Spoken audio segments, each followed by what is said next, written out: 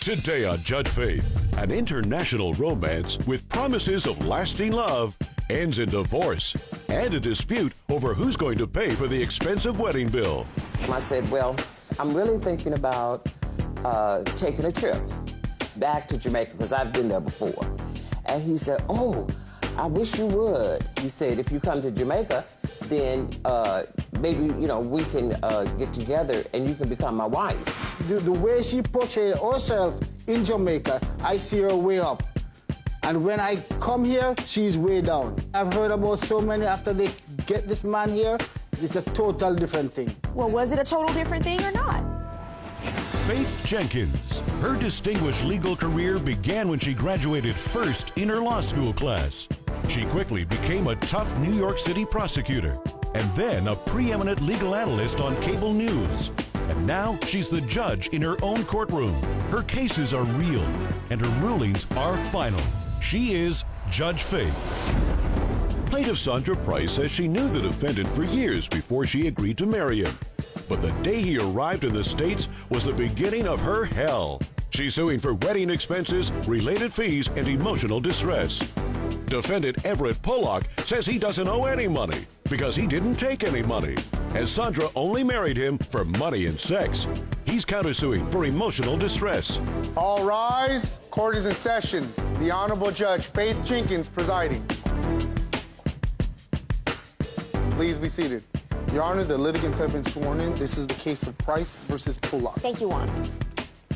Sandra Price? Yes. You are suing the defendant Everett Pollock? Yes, Your Honor. For $5,000, you say he owes you for wedding expenses, related fees, and emotional distress? Yes. And you are countersuing, sir, for $5,000 for emotional distress? Yes, Your Honor. Okay, I'll start with you, Ms. Price. Tell me what's going on here. Okay, Everett Pollock is my husband. He's your current husband? He's my current husband. And you're suing him for emotional distress? 2010. It was in 2010 is when we got married. I take it it's a yes. Yes. Okay. But it was during the number of years that we spent getting the paperwork and everything for him to come from Jamaica to the States. When did you get married? We got married in 2013. When did you meet? We didn't meet. We started talking on the phone in 2010. How did you come to know of each other? A mutual friend gave me Everett's telephone number. Where were you living at the time? I was in Dallas. You were in Dallas, and you were in Jamaica. I was in Jamaica. Okay, he gave me the telephone number in case I couldn't get in touch with him because I was dating the mutual friend. So therefore, Everett and I were friends. You were dating a mutual friend. Uh-huh. And this mutual friend wanted you to meet him for what reason? He wanted me to have his number in case I couldn't get in contact with the mutual friend. Who was also in Jamaica? Who's also in Jamaica. Okay, now I understand. Okay. And anyway, so we started talking. And Everett... Well, so what happened? You called him looking for the friend? I called him looking for the friend. He said, well, he's not available, but I am. No. So when she called you, you knew that she was your friend's girlfriend? She told me that. I didn't know she got my number. And after I get to know that... But did you know that she was your friend's girlfriend? Yes or no? After that, I got to know that. But she got my number to find another girl that when she's coming to Jamaica, she have a girl that I can talk to. I have a girl. That's how she got my number. So she wanted to introduce you to someone else, you say? And okay. she did. She did or did not? She did. Okay, she did introduce you to someone else. Yes, but that person... Nevertheless, the two of you started talking on the phone. Yes. So anyway, we started talking about 3 years. So he pursued you for 3 years? Yes, on the telephone. Mm-hmm. I had never seen him. He had seen me, but I hadn't seen him. You didn't exchange any photos via No, I text? did ask for a photo, but he had seen me on a photo, but I hadn't seen him. And I just thought he was a nice person, you know, just a good conversationalist, and I just enjoyed talking with him, you know. And I mean, it would be hours, and every day for 3 years, every day. Wow. And then he turned around. I told him, I said, well, I'm really thinking about taking a trip. And I said, and I'm thinking about maybe coming back to Jamaica because I've been there before. And he said, oh, I wish you would. And he had talked to his brother already on this too. He said, if you come to Jamaica, then maybe, you know, we can get together and you can become my wife. And I said, I'm from the old school. You have to ask me. So did you eventually ask her to marry you? Yes, I did. Because she said, if I don't ask her, she's not gonna marry me. And I asked her, because she got my picture, and when she got my picture to look at, she turned me to our friend, and I start talking to her friend. Her friend is no where I'm looking. I said, no. You weren't attracted to her friend? No.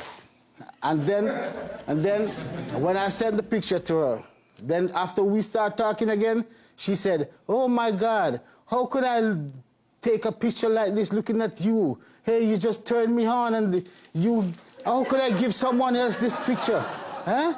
Okay, so she got your photo and she decided that then she was interested. You're right. You eventually asked her, listen, I can't go through 7 years of your relationship. You eventually asked her to marry you. Yes, Your Honor. Okay, did you get married in Jamaica? Yes, Your Honor. Let me see the wedding photos you submitted. Beautiful. You look happy. I paid for his entire wardrobe. What is this, vacation or honeymoon? That's the honeymoon part of it. Where was this, went also in raffling. Jamaica? Still in Jamaica. Okay. I mean, I have unbelievable photos of family members and everybody. Who paid for the wedding?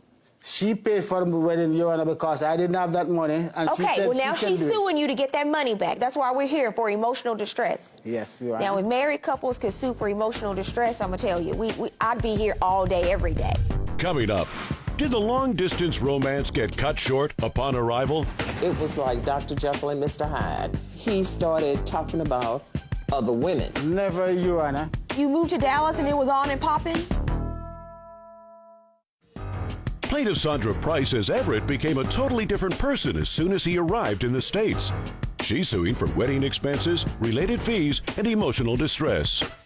Defendant Everett Pollock says he doesn't owe any money because Sandra wanted to pay for the wedding. He's countersuing for emotional distress. I take it the two of you are not living together right now? No, Not he left separated. in I didn't left like that, Your Honor. She put me out. no. In, She put me out. July. You have separated and Yes. you are estranged right now. In Yes, April, he comes here on the from Jamaica.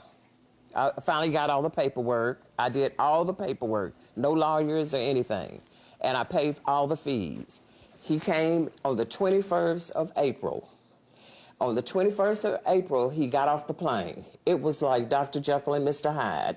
He was awful. Let's back up for a second. After you got married, he stayed in Jamaica and you left and went back to Dallas? I came back to Dallas to do the So paperwork. after you got married and had the honeymoon, you didn't see him for 2 years? No, I went back. I went back in August. So you saw him once? I saw him once. In the 2-year And then- time period? And then, because it's very expensive to go to Jamaica. I understand. I just want clarity. Yes, I went Okay, back. you were working on getting his residency That's right. paperwork so he could move to Dallas. That's right. So you say then when he moves to Dallas, he gets off the plane, he was a completely different person. A completely different person. But you never Acted- really spent that much time with him in person, right? Well, only Besides the time. the wedding and that one other trip to and Jamaica. only the time on the phone. Okay. Yes. What do you mean he was a completely different person? Well, he acted very, it was like, I kind of thought he'd never been on a plane. He'd never been in the States. So maybe he was just getting used to this.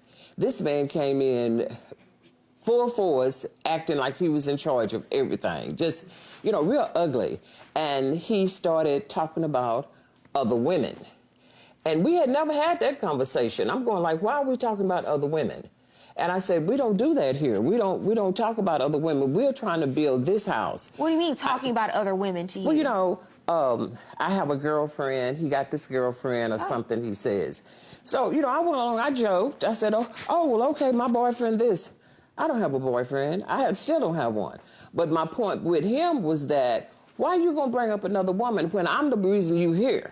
Did you get a girlfriend when you moved to Dallas? Never, Your Honor. You moved to The thing is Dallas and that it was on and popping? When I'm leaving Jamaica, coming here, she was like, how you not excited? But I was thinking, is this gonna work? I've seen so many, I've heard about so many after they get this man here, it's a total different thing. Well, And was it a total different thing or not? yes, because she told me the way she portrayed herself in Jamaica, I see her way up. And when I come here, she's way down. Okay, what do you mean by that? Okay, Joanna, the first night I came, Joanna, the garage is like only one car can hold in it. And it's a double garage. She got a lot of junk in there. And she didn't tell me that she's that hoarder. And when I get in that place, I have to squeeze sideways to get out the car. She's right here, she know that. When I get in the house, Joanna, I look around. The bathroom was a total mess. The sink in the kitchen, if you hold this glass up here and drop it down there, it cannot break. It's muck inside here. It takes me 2 weeks to clean that house. That was nothing I was looking for from the person who portrayed as a teacher to be that such nice person. Because it's hard when you're long distance, right? To really get to know someone and see how they live and That's what their not- it was mannerisms really are. different. Because you've never been to her house. Let me see your evidence. What is this evidence of? This is the video, is how she keep the place nasty. After I clean the place up in 2 weeks, in the bathroom, she have like water in the tub for 2 days. I see there's a lot of stuff on the counter. It looks a little cluttered, but the sink looks relatively clean. What's wrong with taking a bubble bath? She leave it in there. She leave it in there. She leave He's it in there. exaggerating. That's not That true. thing, I clean that. Oh, these are your photos? She eat in the bed. She leave everything in the bed and gone. I have to take it up. The day when she threw me out, Let's not wait she on threw you. my clothes out and said, I have to leave. How have you guys been separated and you have all these photos? She take off her clothes, she just leave it on the ground. See, that's her underwear, she take it off and she just leave it in the bathroom. Oh my God. You and I, come back. How? Why? Why? Coming up on Judge Faith, the emotional damage from the couple's rocky relationship is not so delicately discussed. I'm not an ugly woman. This man is going to tell me no sex, no kissing, no hugging. She's just nagging me for sex. Turn me off completely. I find myself like I'm not having no erection. Plaintiff Sandra Price says she was forced to end it with Everett because he cheated on her with another woman. She's suing for wedding expenses, related fees, and emotional distress. Defendant Everett Pollock says he doesn't owe any money because he didn't take any money from Sandra. He's countersuing for emotional distress. Did he complain to you about how you were keeping the house? No. He never complained to you? No, I had back spasms, and I explained to him that I went to the doctor, and the doctor said, you have lower back spasms. And I told him, I said, I'm doing the best I can do. I said, I can hire somebody to come in here and help me get this done. He did nothing. Was he did working? nothing. He was working. Okay, what but were I you don't doing? work. I'm When you retired. moved to Dallas, what were you doing When for I work? come to Dallas, I have start to working get a on the job. 22nd of May, I start working. And what kind of work, A sir? security guard. Okay, security when guard. you hear she said, Joanna, when I come here, I start like I want to get control of everything. She just said it. What she's talking about is like when I tell her, I spent 2 weeks, hard work, clean up this place. When the trash truck comes, the trash truck couldn't only stop at our gate because it is so much garbage I put out there. And when I tell her that I don't want the place to go back to where it was, Okay. that is why she's telling you that I'm coming like I want to take in charge. Let me ask you something, because I could tell we could be here all day. Okay. After he got here to the States, in Dallas specifically, how long afterwards did you notice, you said he was a completely different person? Yes, when he got off the plane. I'm not an ugly woman. This man is going to tell me no sex, no kissing, no hugging. That was the end of that, you know. He said, give me to December. But he was gone in July. He left in July. Because she Okay. threw me out, Joanna. All right. You want him to pay for the cost of the wedding. Did the two of you have a prenup? Did you sign anything? No. Did you enter into a contract? No, Your Honor. About these wedding expenses? No, Your Honor. Okay, because you're still married. And if there's no Not for long. written contract, that's your decision. There's no contract as to who would be responsible for paying for wedding costs if the two of you were to get divorced. So this is one of those situations where you paying for the wedding was a gift to your marriage. And you can't get reimbursed for a gift to your marriage. What is your counterclaim about? Your Honor. Emotional distress. I've already heard about the house and the cleaning. That time, Is there anything else, sir? Your Honor, that time when I talked to her about the place and how she keeping the place, and she's home every day. I go to work for at least 21 hours for the day, doing 2 jobs, sleeping 3 hours. She's just nagging me for sex. Your Honor, that place that I was in turned me off completely. I'd find myself like, I'm not having no erection.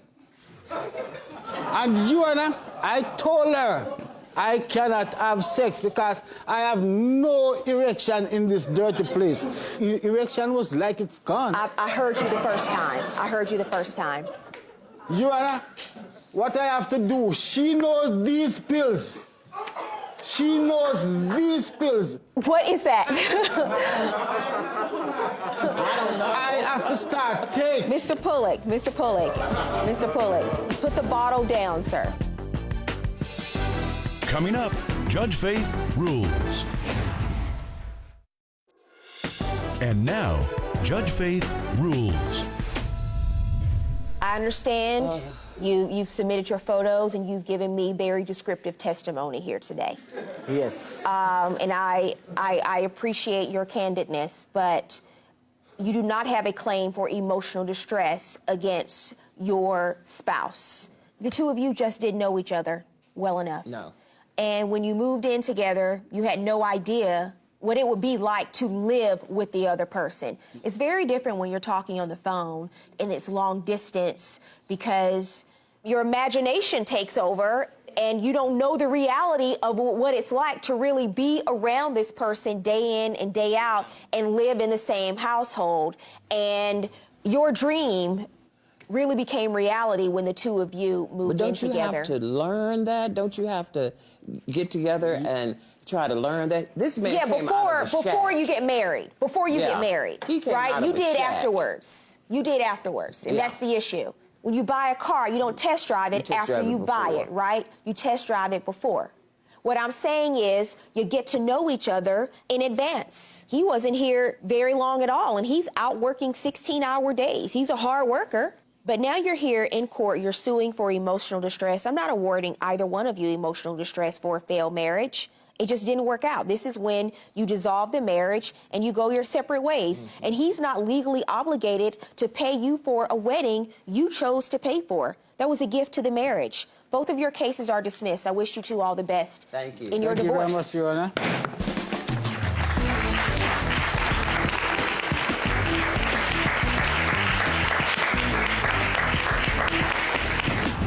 I don't really have any much to say to him but bye. Goodbye and good riddance. I have nothing to say much more than thanks for what you have done, but you're just still not the right person for me. If you or someone you know has a dispute, don't take the law into your own hands. Let Judge Faith rule on it for you. To submit your case, go to judgefaith.com and tell us your story. See you in court.